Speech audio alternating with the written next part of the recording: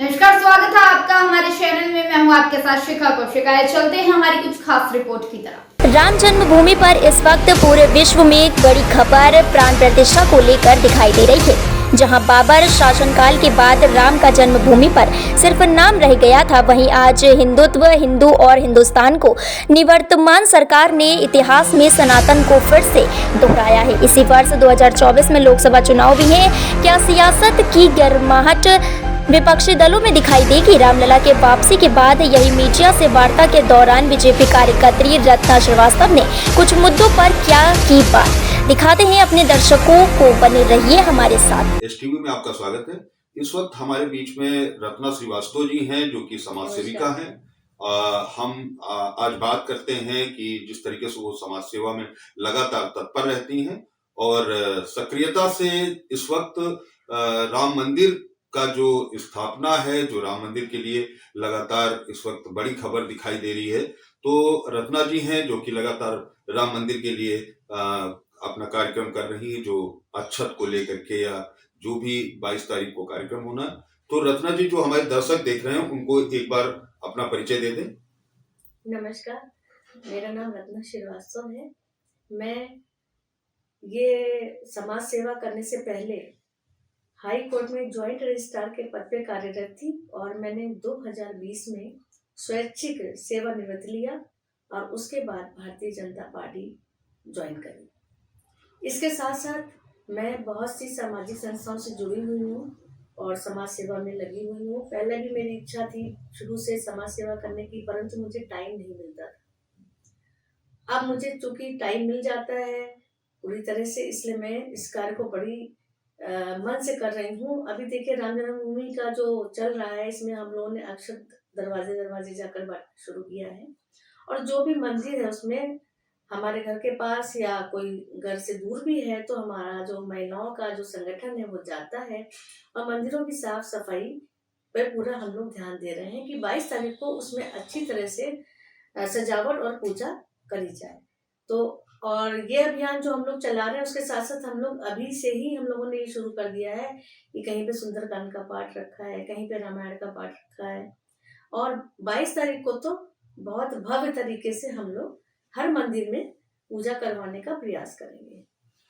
रत्ना जी, एक आपसे सवाल इस तरीके का था कि जिस तरीके से अगर बात करी जाए, आप महिला मोर्चा से जुड़ी हुई हैं और महिलाओं के लिए अगर बात करी जाए कि लगातार जो मंदिर में इस समय महिलाएं अग्रसर हैं मंदिर के कार्यक्रम को लेकर के, आखिरकार भारतीय जनता पार्टी की जो विपक्षी दल हैं वो लगातार कह रहे हैं कि भारतीय जनता पार्टी ही इसको अपना कार्य क्यों मान रही है, क्योंकि इसमें तो देश के सभी लोगों का सहयोग है और जो पूर्व में अगर बात करी जाए तो पूर्व में भी काफी लोगों ने मंदिर के लिए तमाम कुर्बानी दी, तमाम लोग गए। तो भारतीय जनता पार्टी अपना ही श्रेय क्यों ले रही है? देखिए, ये मुद्दा राजनीतिक बनाया जा रहा है। ये मुद्दा राजनीतिक नहीं है, ये पूरे तौर से धार्मिक मुद्दा है, उसको दूसरा रूप दिया जा रहा है। जब न्यायालय ने विवादित मैटर को डिसाइड कर दिया तो जो भी प्रेजेंट की सत्ता होगी, गवर्नमेंट होगी, उसका ये कर्तव्य बनता है कि उस निर्णय का सम्मान करते हुए उसको क्रियान्वित करवाए। तो हमारी प्रेजेंट जो भारतीय जनता पार्टी है उसने उसको केवल वो रूप दिया है कि वहां पे जो निर्णय हुआ उसका सम्मान करते हुए उस जगह को सजाया जाए, बनाया जाए और उसमें स्थापना कराई जाए। तो उसमें ये इंटरनेशनल मैटर भी हो चुका है। हमारे जो फॉरेनर्स हैं वो भी इस बात को समझ चुके हैं, वो दर्शन करने के लिए बराबर आने का प्रयास कर रहे हैं। उनको रोका भी जा रहा है कि आप मत जाइए 22 तारीख से पहले, परंतु वो सब बहुत अग्रसर है आने के लिए। तो और जो हमारे सत्ता के अपोजिशन में जो लोग खड़े हैं, हमें तो ये नहीं समझ में आ रहा कि वह हिंदू हैं या नहीं है, क्योंकि यदि वो हिंदू हैं तो इस बात की महत्वता को वो समझेंगे और अगर हिंदू नहीं है वही विरोध करेंगे। तो इस समय केवल हमें धार्मिक बात करनी चाहिए और कोई भी बात इसके अलावा नहीं करनी चाहिए। जो हमारे मोदी जी ने किया वो क्या गलत किया। अगर बात करी जाए कि जिस तरीके से राम मंदिर के मुद्दे को, तो ये आज से नहीं, ये काफी समय से चल रहा है, इंदिरा जी के टाइम से चल रहा। और जो ताला खुलवाने की अगर बात करी जाए तो ताला खुलवाया तो कांग्रेस ने ही था। तो फिर आज अगर बात करी, जैसे अभी आपने ये स्पष्ट कर दिया कि जो न्यायालय ने निर्णय लिया वो ठीक लिया, लेकिन कि उस समय से कहीं ना कहीं अगर इसमें योगदान की बात करी जाए तो कांग्रेस का भी तो योगदान है। देखिए, कांग्रेस ने भी बहुत प्रयास किया और ये मुद्दा बहुत टाइम से चल रहा था, लड़ाई झगड़े चल रहे थे आपसी, उसके बाद ये मुद्दा कोर्ट में गया, परंतु उस समय कोई सटीक निर्णय नहीं था, इसलिए ये चीजें आगे बढ़ नहीं पाई। जब गवर्नमेंट ने 19 में ये जमीन का जो बंटवारा किया है, जो विवादित जमीन थी उसको पूर्ण रूप से ये अयोध्या कमेटी को दे दिया, उसके बाद से ये तैयारियां शुरू की गई। जी। और दूसरा, जब देखिए जिसकी सत्ता होती है वही काम करना चाहता है आगे बढ़ बढ़ के, चाहे वो काम गलत हो या वो काम सही हो, क्योंकि उसको पूरी पावर होती है। जब 1825 में नहीं, जब 1528 में बाबर का शासनकाल था और उसने मंदिर को तुड़वा दिया, ऐसा इतिहास में कहा जाता है। तो जब उसने तुड़वा दिया तो उसका विरोध कोई नहीं कर पाया, क्योंकि वो सत्ता में था। तो जो सत्ता में होता है वो उसको पूरा अधिकार होता है कि वो अपने अधिकारों का प्रयोग करे, और भारतीय जनता पार्टी ने केवल अपने अधिकारों का प्रयोग किया है और कुछ नहीं किया। इसको राजनीतिक मुद्दा नहीं बनाना चाहिए। जैसे अभी मथुरा की बात करी है अभी, तो मथुरा में भी जो मंदिर है उसको लेकर के लगातार जो खबरें चल रही है, मंदिर को लेकर के जिस तरीके से भारतीय जनता पार्टी प्रयास कर रही है, आपका इसमें क्या कहना है? क्या ये राजनीतिक, दूसरी बात विपक्षी दल जो है वो कह रहे हैं कि ये राजनीतिक मुद्दा बनाया जा रहा है, अभी राम जन्मभूमि का मुद्दा और फिर उसके बाद जो है कृष्ण जन्मभूमि का मुद्दा बनाया जा रहा है। देखिए, मोदी जी तो सनातनी हैं और जो भी सनातन होगा वो अपने धार्मिक कार्यों को पूरा करना चाहेगा, और अगर मंदिर का सौंदर्यीकरण हो रहा है तो इसमें क्या बुरी बात है।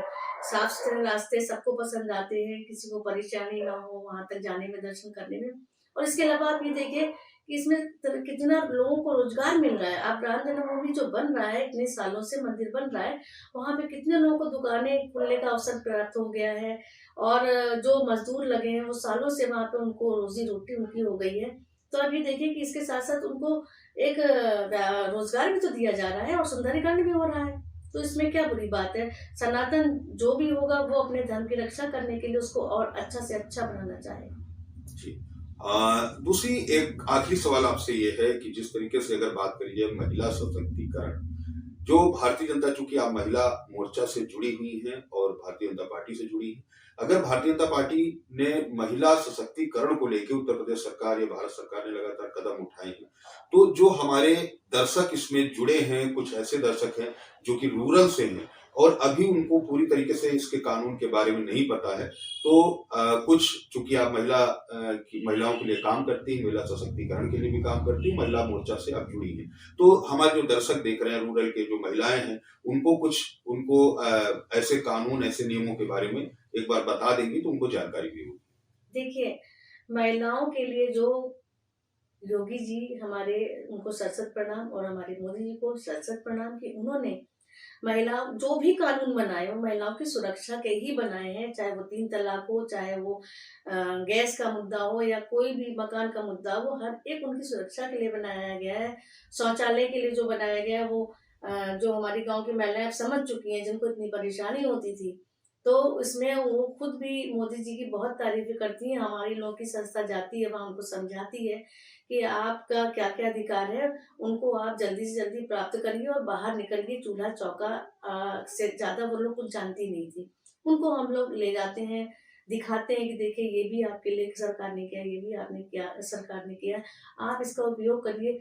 तो हम लोग जाकर उनको समझाते हैं, और बहुत कुछ वो समझ भी गई हैं, वो खुद भी जानती हैं, क्योंकि उनको वो नई नई चीजें, गैस का चूल्हा मिल रहा है, अच्छे अच्छे वॉशरूम मिल रहे हैं, तो उन्हें खुद समझ में आ रहा है कि गवर्नमेंट ने उनके लिए क्या किया है।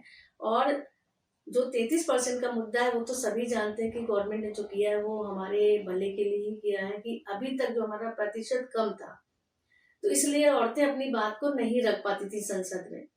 अब उन्होंने हमारा प्रतिशत बढ़ा दिया है, हमारे समाज में भी जो कानून बना के सम्मान दिया, सुरक्षा दी है, और हमें उसके अलावा संसद में भी तो दिया है उन्होंने। जब हमारे ऊपर महिलाएं संसद में बैठेंगी तो नीचे से जो महिलाओं की समस्या है वो ऊपर तक पहुंचेंगी और उनको वो संसद में रखेंगी। तो ये कुल मिला के महिलाओं की सुरक्षा के लिए ही सब कुछ बनाया गया है। अब देखिए, हम लोग पहले बाहर निकलने में थोड़ा सा घबराते थे, रात बिरात, अब सोचना नहीं पड़ता है। इतने सख्त कानून योगी जी ने बनाए हैं, तो हम लोग अब बहुत सुरक्षित जीवन जी रहे हैं, ये सब महिलाएं जान गई हैं। संसद में रखेंगे तो ये कुल मिला के महिलाओं की सुरक्षा के लिए ही सब कुछ बनाया गया है। अब देखिए, हम लोग पहले बाहर निकलने में थोड़ा सा घबराते थे, रात बिरात, अब सोचना नहीं पड़ता है।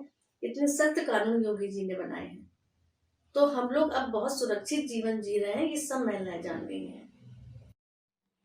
बहुत बहुत धन्यवाद रत्ना जी, मंदिर के मुद्दों पर विशेष जानकारी देने के लिए और हमारे साथ जुड़े। अच्छी लगी होगी हमारे चैनल को लाइक, सब्सक्राइब और शेयर करना मत भूलिए। ऐसी ही खबरों के लिए बने रहे मेरे साथ। नमस्कार।